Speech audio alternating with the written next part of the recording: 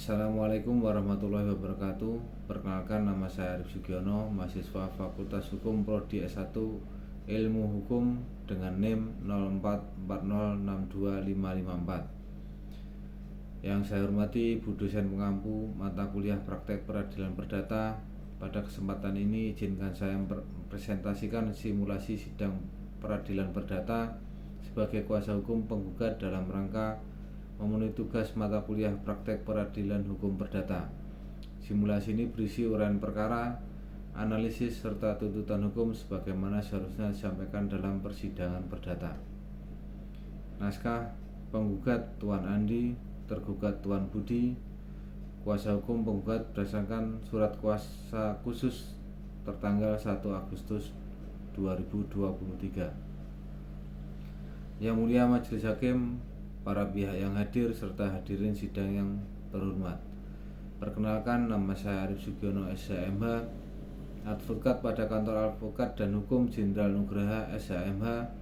Kuasa hukum penggugat Tuan Andi berdasarkan surat kuasa khusus tertanggal 1 Agustus 2023 berdiri di hadapan yang mulia pada hari ini untuk menyampaikan uraian perkara, landasan hukum, analisa peristiwa, replik, serta pokok-pokok tuntutan dalam perkara wan prestasi perjanjian jual beli tanah antara penggugat Tuan Andi melawan tergugat Tuan Budi. Yang mulia Majelis Hakim, sebelum memasuki inti perkara, izinkan saya terlebih dahulu menyampaikan bahwa perkara yang kami bawa hari ini bukan sekedar persoalan pembayaran yang terlambat, bukan juga sekedar persoalan perbedaan persepsi, namun merupakan kelalaian serius yang mengakibatkan kerugian nyata, kerugian ekonomi, dan pelanggaran terhadap asas kepastian hukum perdata. Pendahuluan panjang makna perjanjian dalam hukum perdata. Yang mulia, hubungan hukum perdata termasuk jual beli berdiri di atas satu pondasi, kepercayaan. Kepercayaan antar pihak dibangun melalui perjanjian, sebagaimana ditegaskan dalam pasal 1338 KUH Perdata, bahwa semua perjanjian yang dibuat secara sah berlaku sebagai undang-undang bagi mereka yang membuatnya. Artinya, ketika dua orang dewasa cakap hukum menandatangani suatu perjanjian, maka di saat itu pula mereka mengakui konsekuensi hukum yang lahir dari perjanjian tersebut. Perjanjian bukan sekedar kertas, perjanjian adalah komitmen hukum. Namun dalam perkara ini, tergugat telah meremehkan komitmen tersebut. Ia mengabaikan isi perjanjian, mengabaikan batas waktu, mengabaikan somasi, dan mengabaikan kewajibannya sendiri. Perkara inilah yang kami hadirkan di hadapan yang mulia untuk mendapatkan keadilan. Uraian rinci fakta dan kronologi peristiwa hukum. Yang mulia Majelis Hakim, izinkan saya menguraikan dengan detail dan kronologis mengenai peristiwa hukum yang terjadi. 1. Perjanjian jual beli tanah. Pada tanggal 15 Januari 2023, penggugat dan tergugat mengikatkan diri dalam suatu perjanjian jual beli tanah. Objeknya adalah sebidang tanah seluas 1000 meter persegi berlokasi di Kecamatan Cisarua, Bogor dengan sertifikat hak milik yang sah.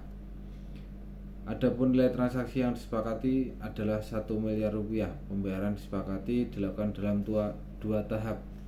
Tahap pertama, pembayaran uang muka sebesar 300 juta rupiah dibayarkan pada hari yang sama dengan penandatanganan perjanjian, dan tergugat telah melakukan pembayaran itu. Tahap kedua, pelunasan sebesar 700 juta rupiah dengan batas waktu 3 bulan sejak tanggal perjanjian. Artinya paling lambat tanggal 15 April 2023. Setelah pelunasan, penggugat berkewajiban menyerahkan sertifikat asli dan memproses balik nama. Namun yang mulia, titik persoalan justru terjadi di sini. Pada tanggal 15 April 2023 dan bahkan berbulan-bulan setelahnya, tergugat tidak melakukan pelunasan. 2. Kelalaian tergugat. Hingga 6 bulan penggugat tidak menerima pembayaran, tidak ada pelunasan, tidak ada etikat baik, dan tidak ada kepastian. 3. Somasi. penggugat mengirimkan surat somasi pertama berisi teguran agar tergugat segera melunasi pembayaran. Namun yang mulia, somasi tersebut tidak dijawab. Penggugat kembali mengirimkan somasi kedua, memberi kesempatan tambahan, namun sekali lagi tergugat tidak memberikan tanggapan yang layak.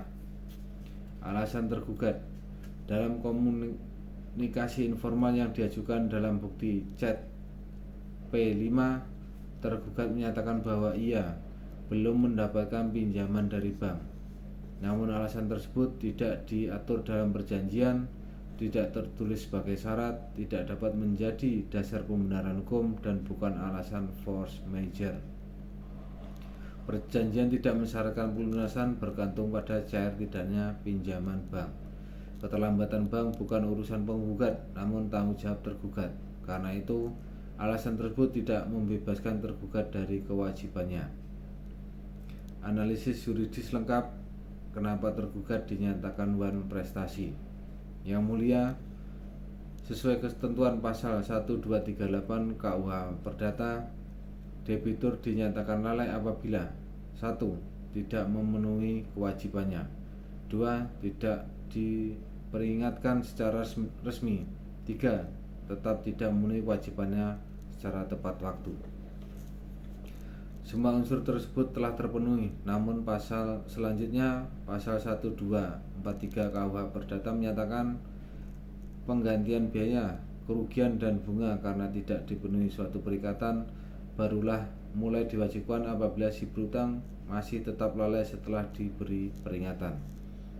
Dengan demikian, berdasarkan hukum positif Indonesia, tergugat telah lalai, telah melanggar isi perjanjian, telah menimbulkan kerugian nyata bagi penggugat.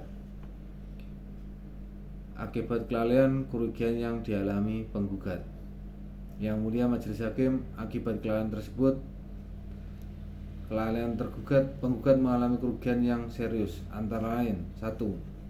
Tidak dapat menjual tanah kepada pihak lain padahal ada pihak yang berminat. 2. Kerugian ekonomi karena uang pelunasan tidak diterima tepat waktu. Ketiga, kerugian imaterial berupa waktu, tenaga, dan kesempatan hilang. Keempat, terganggunya kepastian hukum terhadap harta milik penggugat. Semua ini dapat dilihat dalam bukti berupa rekap kerugian. Replik penggugat. Yang mulia, terhadap tergugat, penggugat menyampaikan replik sebagai berikut. 1. Membantah seluruh dalil tergugat yang pada pokoknya mengaburkan substansi.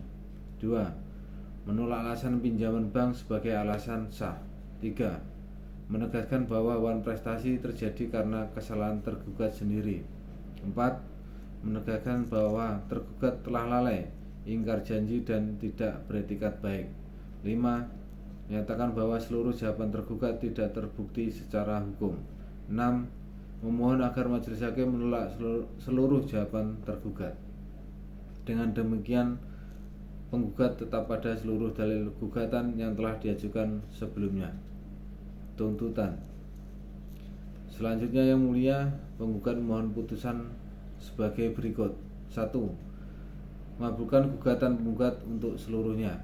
2. Menyatakan tergugat telah melakukan wan prestasi terhadap perjanjian jual beli tanah tanggal 15 Januari 2023. 3. Menghukum tergugat membayar kepada penggugat pelunasan sebesar 700 juta rupiah. 4. Menghukum tergugat membayar ganti rugi material sesuai perhitungan penggugat. 5. Menghukum tergugat membayar ganti rugi imaterial. 6. Menghukum tergugat untuk tunduk dan patuh pada putusan ini. 7. Menghukum tergugat membayar seluruh biaya perdata. 8. Menetapkan putusan dapat dijalankan terlebih dahulu meskipun ada upaya hukum. Daftar barang bukti. Untuk memperkuat dalil, penggugat mengajukan bukti P1 perjanjian jual beli tanah tanggal 15 Januari 2023. P2 kwitansi pembayaran tahap pertama. P3 somasi. P4 rekap kerugian penggugat. 5 capture chat WhatsApp P6 fotokopi SHM, P7 fotokopi identitas para pihak, P8 keterangan saksi, P9 keterangan saksi B. Semua bukti tersebut saling mendukung satu sama lain, membuktikan wan prestasi yang dilakukan tergugat. Kesimpulan penggugat. Yang Mulia Majelis Hakim setelah meriksa seluruh rangkaian peristiwa, bukti serta hubungan hukum antara para pihak, dengan ini penggugat menyampaikan kesimpulan akhir sebagai berikut. 1. Bahwa antara penggugat dan tergugat telah terjadi hubungan hukum yang sah berupa perjanjian jual beli tanah tanggal 15 Januari dengan nilai transaksi 1 miliar rupiah.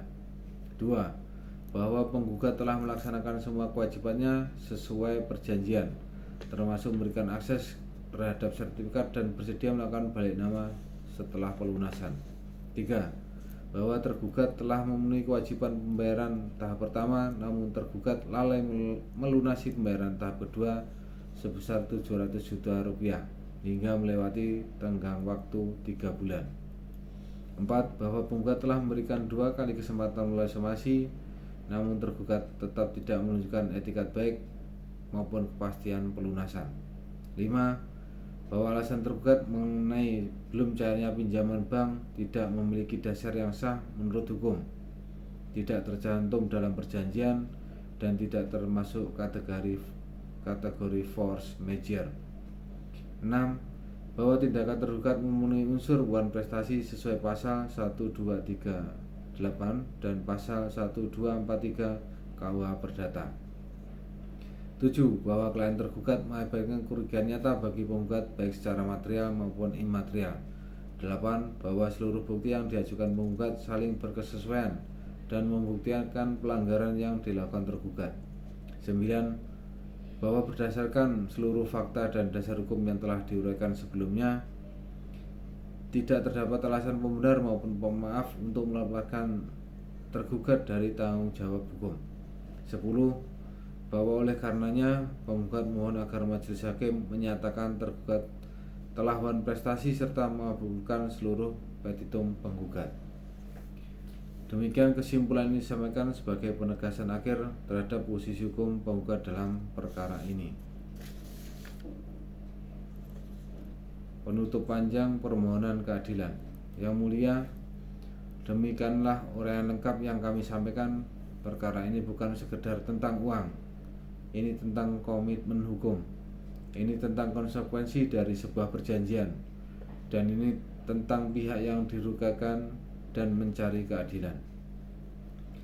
Penggugat datang ke hadapan Yang Mulia bukan untuk mencari keuntungan, tetapi untuk mencari pemulihan atas haknya sebagaimana diatur oleh hukum negara. Kami percaya Majelis Hakim akan memberikan putusan yang adil, proporsional, dan sesuai hukum demi menjamin kepastian hukum dan melindungi pihak yang diperlakukan tidak adil. Terima kasih Yang Mulia Majelis Hakim.